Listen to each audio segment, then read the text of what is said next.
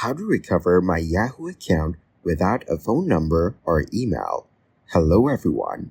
In this video, I will show you how to recover my Yahoo account without a phone number or email. First, navigate to the web browser and search for Yahoo. After that, reach the first website as shown here by clicking on it.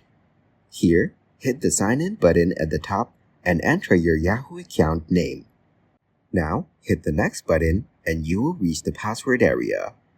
Then choose the Forgot Password option and you will need to sign in with Google.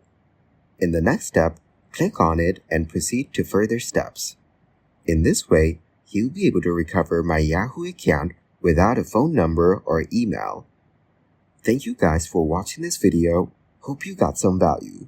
Make sure to like the video and subscribe to the channel to get notified of new videos.